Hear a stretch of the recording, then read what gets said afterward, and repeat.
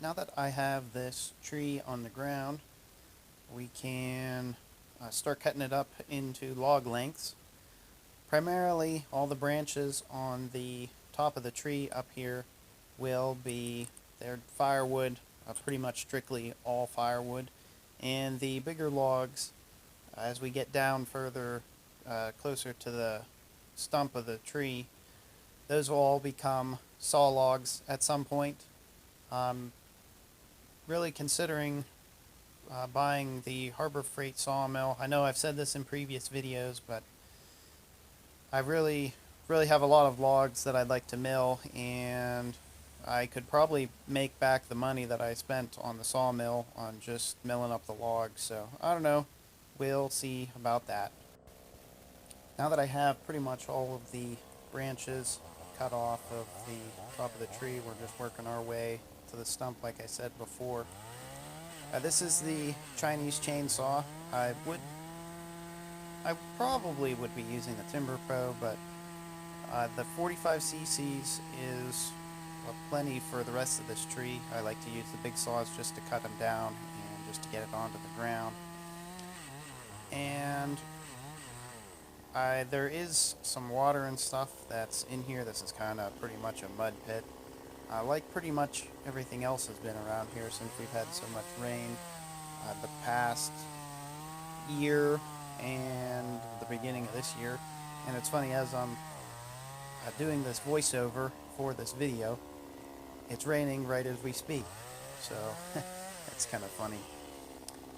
But anyways, I'm just making these cuts, and generally what I like to do with these logs, I will not cut them into firewood right now. What I will do is just get the logs into 6 or 8 foot lengths, and then what I'll do is just come by with the Jeep trailer and the winch on the crane to pick up all the logs all at one fell swoop, rather than, I'm picking up big logs rather than a whole bunch of smaller ones, and I generally will just use the crane.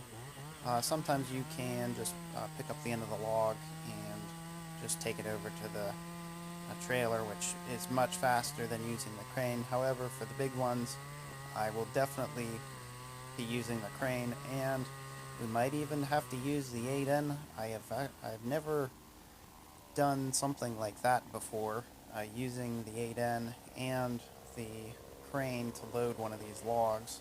That might work, or I could maybe pick up one end of the log and try to get it into the trailer.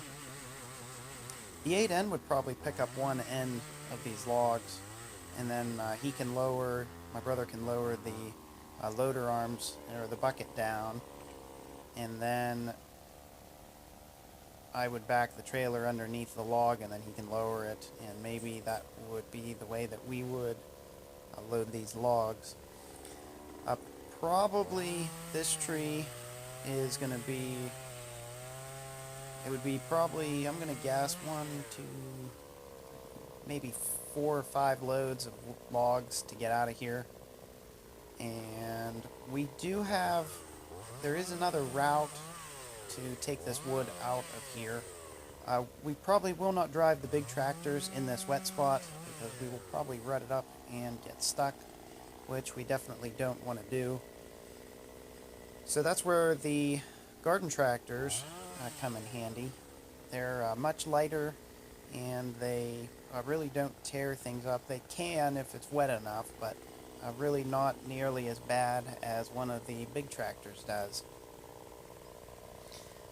But I'm just finishing cutting up these limbs, taking them off, and I'll tell you, it's amazing. When this ash tree fell, there was like no spring in any of the branches.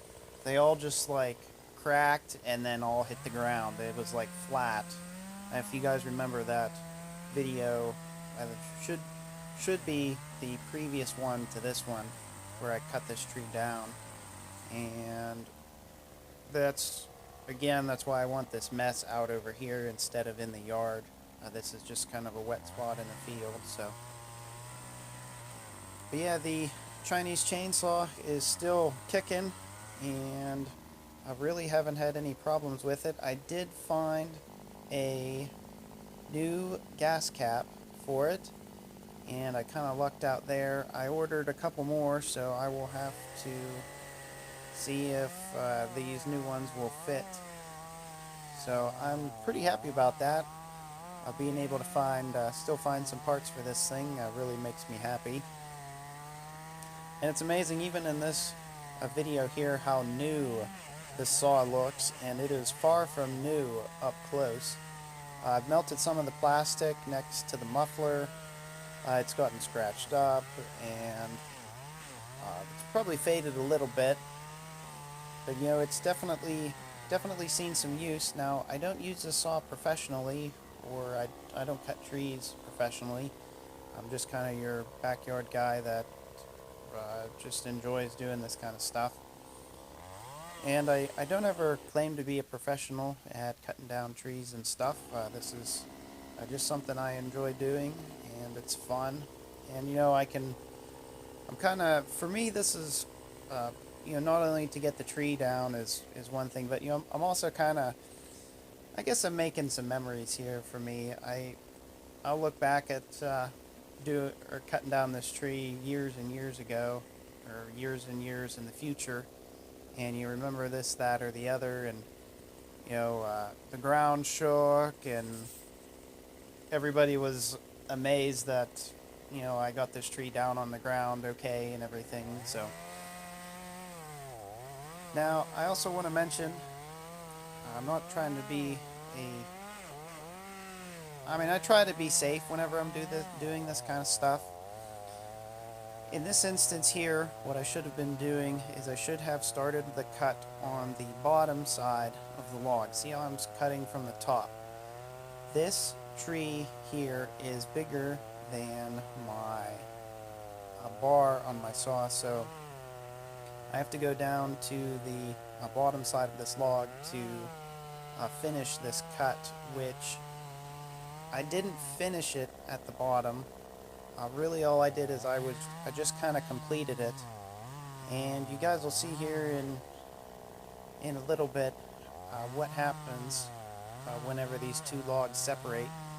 This kind of even surprised me. I didn't really expect it to happen, and it's always a good reason when you are cutting up logs and stuff to always cut them on you standing on the uphill side of the log. This was the butt log here that was 22, was it 23? I think it was 23 inches thick, and I'm sure we could probably figure out a rough measurement or rough weight of how much this log is. I think we cut it at about 8.5 feet, and say the top is 20 and the bottom is 23 inches thick. I'm sure we can figure out, there's a log calculator out there. We can figure out how much this log weighs.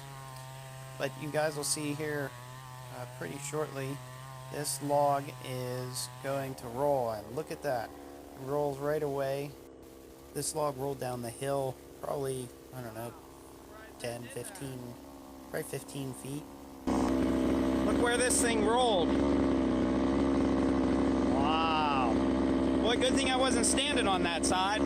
See, that's why you guys always stand on the uphill side of the log in case gravity like that could happen. Now that the butt log is cut, I'm just working my way up the tree now, and hopefully you guys can hear. I think the saw needs some gas, so I decided to try to squeeze out one more cut before I ran out of fuel.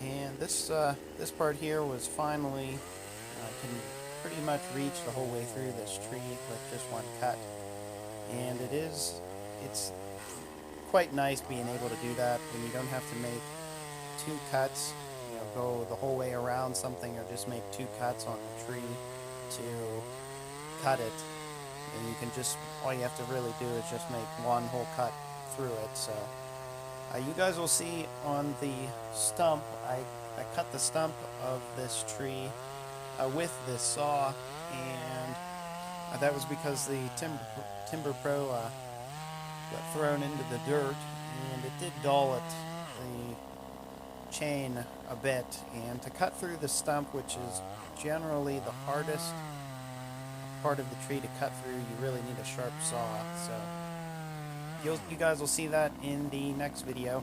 Hope everyone enjoyed this video. Don't forget to like, comment, and subscribe for more, and we will see you all in the next one.